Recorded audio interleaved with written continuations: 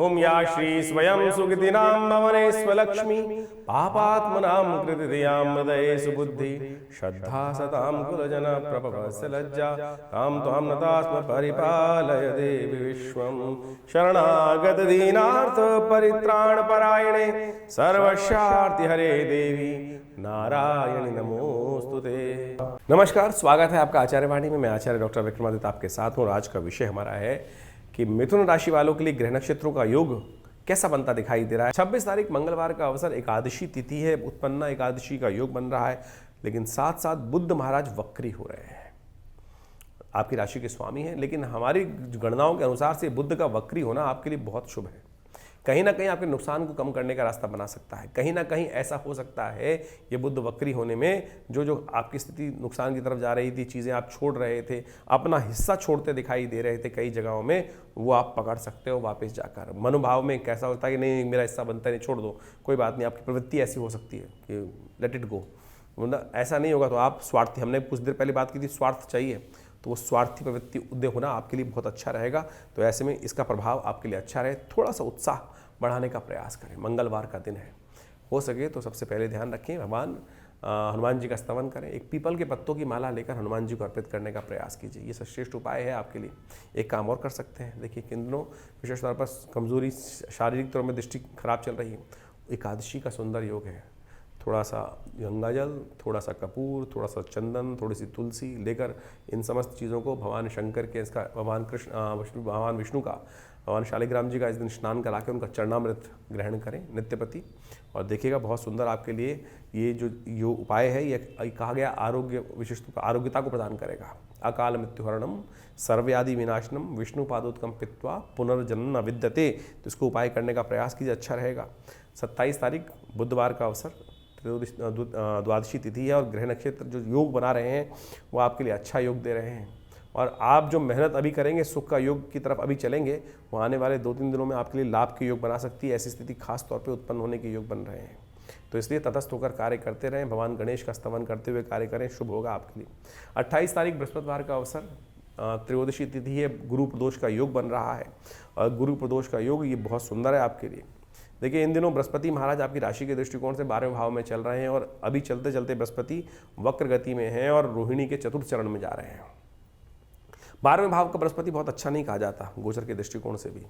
ये कहीं ना कहीं नुकसान रहने के योग देता रहता है, खर्चे बढ़ाने के योग देता रहता है। तो ऐसे में ध्यान रखने की ज़रूरत है। उनके दोषों को हरने के लिए इस बार देव योग से योग बना है कि बृहस्पतिवार के दिन प्रदोष का योग बन गया, तो गुरु के समस्त कष्टों को निवारण करने के लिए ये एक उपाय आप अवश्य करने का प्रयास करें।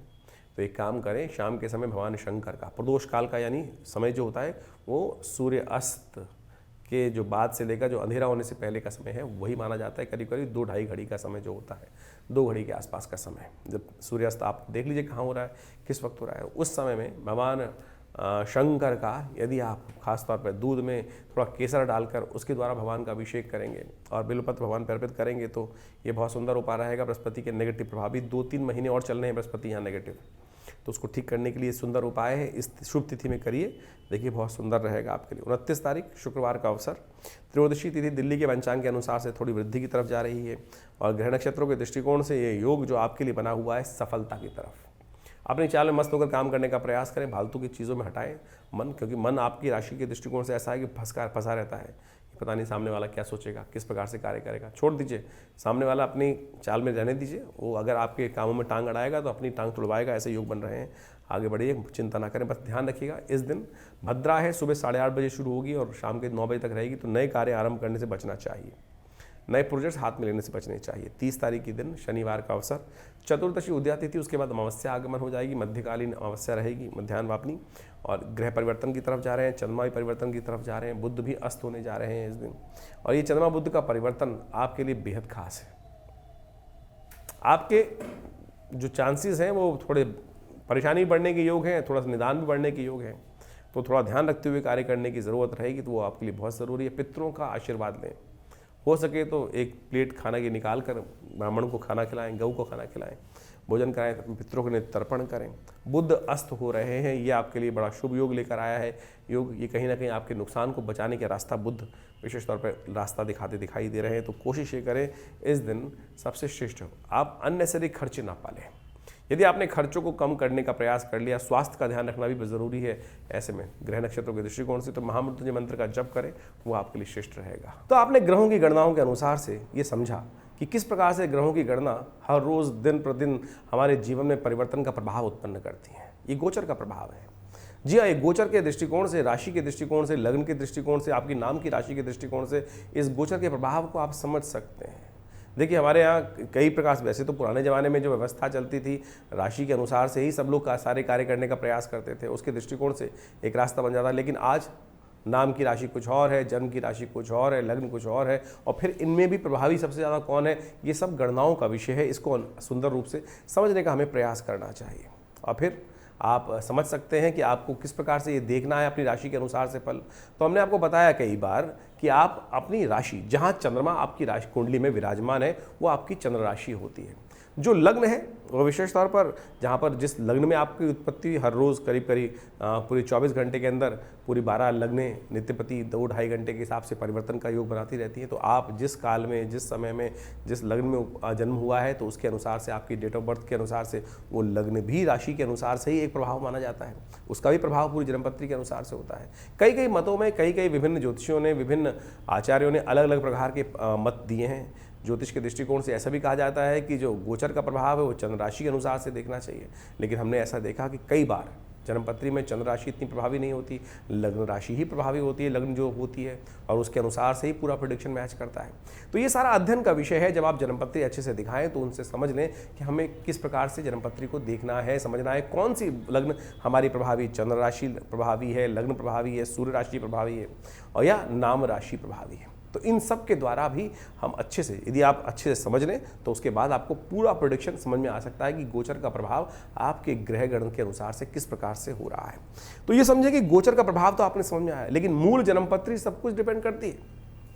देखिए, गोचर का प्रभाव तो पूरी दुनिया पर एक जैसा ही हो रहा है, लेकिन अब आप समझें कि आपका जन्म जब हुआ, जिस समय में आप क्या पैरामीटर्स लेके उपस्थित हुए, ग्रहों की अवस्था किस प्रकार की थी, उसमें आपका प्रभाव क्या है। जैसे आप समझ सकते हैं, अब सर्दियाँ वो आ रही हैं, सर्दियों का प्रभाव हर व्यक्ति पर अलग होगा।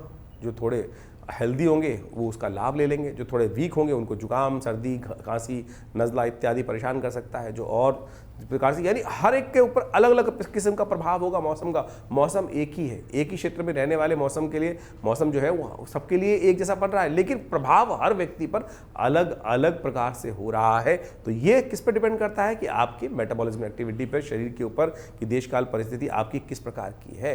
तो वही जन्मपत्री का विषय है कि आप कब जन्म हुए, किस प्रकार से आपके भुक्त भोग्य कर्म किस प्रकार के थे, और उसके अनुसार से आपको जो आज मौसम बन रहा है वो उस पर क्या प्रभाव होगा, ग्रहों का गोचर क्या है उस पर क्या प्रभाव होगा, दशाएं क्या चल रही हैं, अंतर दशाएं क्या चल रही हैं।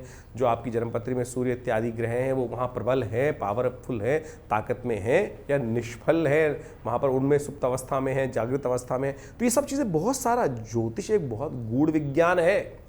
हल्के हल्के से परिवर्तन से ही जमीन आसमान का फर्क आ जाता है, दिन रात का फर्क आ जाता है। तो ऐसे नहीं कि केवल ज्योतिष के दृष्टिकोण से लोगों ने 4 दिन में, आज की तारीख पे तो क्रैश कोर्स शुरू हो गए हैं, 4 दिन में ज्योतिषी बन जाते हैं। आजकल टीवी पे, आजकल किस प्रकार के यूट्यूब पे बहुत सारे ऐड बन जाते हैं, यूट्यूब पे पढ़ा के लोग ज्योतिषी बना देते हैं। लोग जीवन लग जाता है ज्योतिष को पढ़ने में, और कई मैं कहता हूँ एक जीवन पूरा भी नहीं होता है। लगातार लोग अध्ययन करते हैं, हर रोज़ कुछ नया सीखते हैं, तब जाकर आज हम 40-40 सालों से ज्योतिष को अध्ययन कर रहे हैं, समझ रहे हैं। तो आप समझें कि इसके अंदर जिस प्रकार से 10 वर्ष की आयु से मैं अपने पिताजी के सानिध्य में रह के ज्योतिष का अध्ययन आरंभ किया था। मैं कहूँगा 5 साल की आयु से ही, 1980 के आसपास से ही, बाल्यकाल से ही पिताजी ने ज्योतिष को सीखने में लगाया। जब 5 साल के थे तब से ही उन ग्रहों की अवस्था समझाना, गणनाएं, ज्योतिष की जन्मपत्री बनाना, वो सब उस समय से सीखा। और इसका प्रभाव पड़ता है कि बहुत सारी चीज़ें सैद्धांतिक तौर पे समझ में आती हैं, और आप समझें कि ज्योतिष के अंदर बहुत गूढ़ रहस्य है, तब जाके जीवन में परिवर्तन का मार्ग आप समझ सकते हैं। और दूसरा कारण एक और है, ज्योतिष में 2 विषय है, एक तो गणित है और एक फलित है। एक कारण को जानने का तरीका है और एक निवारण का तरीका है। ऐसी कोई विज्ञान की स्थिति ठीक नहीं है कि जिसमें निवारण हो ही ना। तो ज्योतिष के अंदर मंत्र विज्ञान के माध्यम से, औषध विज्ञान के माध्यम से, पूजा पाठ के दान पुण्य के इत्यादि के विधान के अनुसार से ग्रहों की गणनाओं को समझकर उसका कष्टों का निवारण करने का मार्ग भी प्रशस्त किया गया है। तुलसी बाबा ने कहा ना, सकल पदार्थ हैं जगमाही, कर्महीन पुरुष पावत नाही। तो तो इसलिए कर्म सही रूप से करने का हमें प्रयास करना चाहिए, सही दिशा में, सही स्थिति में करने का प्रयास करना चाहिए। यदि सही दिशा में चीज़ों को समझकर हम सही दिशा को पकड़कर आगे चलने का प्रयास करेंगे तो गंतव्य पर, लक्ष्य पर पहुंच ही जाएंगे। तो ये ज्योतिष का हमने आपको कारण के साथ निवारण का रास्ता समझाने का प्रयास किया। तो आप भी अपनी जन्मपत्री को, बड़े भाग्य से मानुष तन पावा है, कहा ना तुलसी बाबा ने कि बड़े भाग्य मानुष तन पावा, तो इसको ऐसे ही व्यर्थ ना गवाइए। चीज़ों को समझते हुए, स्थिति को समझते हुए जीवन में उत्कृष्ट पद प्राप्त करने के लिए, सबसे आगे बढ़ने के लिए हम समय, देश, काल, परिस्थिति को समझें, वो ही ज्योतिष सिखाता है। और जो समझ लेते हैं वो वारे न्यारे करवा लेते हैं, और जो नहीं समझते हैं वो वहीं के वहीं फंसे रहते हैं, विडंबनाओं में फंसे रहते हैं। बहुत सारे लोग लिख के भी लिखते हैं अरे कुछ नहीं होता ज्योतिष विज्ञान, फिर देखते क्यों भाई? पूरे विश्व ने अनादिकाल से ज्योतिष विज्ञान का लाभ लिया और क्या से क्या लोगों ने प्राप्त कर लिया। नित्यपति हम देखते हैं बहुत सारे लाभ, जब जन्मपत्री देख रहे होते हैं जो विषय निकल कर आता है आश्चर्यचकित कर देता है कि कैसे इन गणनाओं के माध्यम से वो सत्य सामने आ जाता है। इसके भाग्य में कब क्या लिखा है वो जानने को मिल जाता है, और कब उसके अनुसार से हम उसका लाभ भी ले सकते हैं, बिल्कुल परिवर्तन कर सकते हैं।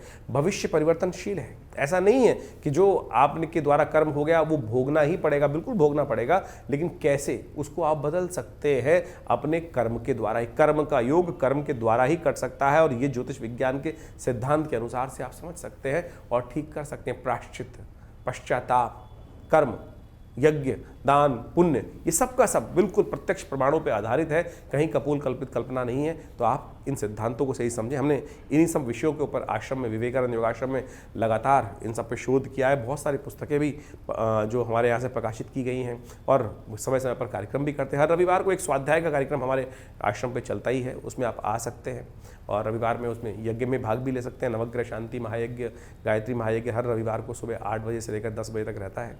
उसमें हमने स्वाध्याय की व्यवस्था बनाई है। जो विषय हम आपके समक्ष रख रहे हैं वही अध्यात्म के मार्ग से उन चीज़ों के समक्ष में आपसे विचार विमर्श, आपके प्रश्नों का निदान। बहुत सारे लोग प्रश्न लिख के भेजते हैं, अब इतने प्लेटफॉर्म पे तो व्यवस्था नहीं है। रविवार के दिन आश्रम पे आप सुबह आश्रम जो यज्ञ होता है उसके बाद आधे घंटे का समय रहता है, जो भी आपके मन में प्रश्न चल रहे हैं वो आप वहाँ पर आके करेंगे तो उसका हम निदान अवश्य आपके समक्ष देने का प्रयास करेंगे। और कोई शुल्क इत्यादि नहीं लिया जाता आश्रम में इन समस्त यज्ञों में भाग लेने के लिए। तो आप भी सुंदर तरीके से दिल्ली में विवेकानंद योगाश्रम जमुना पार में स्थित ये आश्रम है। फ़ोन नंबर्स आपके सामने चल रहे हैं, आप संपर्क साध सकते हैं। बहुत सारे विषयों में, यज्ञ विज्ञान, मंत्र विज्ञान और बहुत सारे भारतीय संस्कृति में शोध पर हमने कार्य किया है। जो पूरे विश्व में मुद्राएं आप देखते हैं, ज्ञान मुद्रा, अपान मुद्रा, इन सब संबंध में भी हमने पूरे विश्व में बहुत सारी पुस्तकें प्रकाशित करके बहुत सारे ज्ञान को समय समय पर संसार के समक्ष रखने का प्रयास किया है। तो आप भी हमारे संस्थान से प्रकाशित पुस्तकों को मंगा सकते हैं, समझ सकते हैं और उनसे लाभ ले सकते हैं। ये संस्थान दिल्ली में जमुना पार में स्थित है। फ़ोन नंबर्स आपके सामने हैं। और रविवार वाले यज्ञ में तो अवश्य आप पधारें, आपके जीवन में कल्याण होगा। माँ भगवती की सुंदर प्रतिमा है जो 1947 में मुल्तान से यहाँ पधारी थी। हमने कई बार उसके संबंध में आपको बताया है, चमत्कार आपके समक्ष रखा है। तो आप भी रविवार को उस यज्ञ में भाग लेकर माँ भगवती के सानिध्य में यज्ञ इत्यादि कर माँ भगवती का दर्शन कर अपने जीवन को पुण्यों से युक्त बना सकते हैं, चमत्कार प्राप्त कर सकते हैं, भाग्य जगा सकते हैं।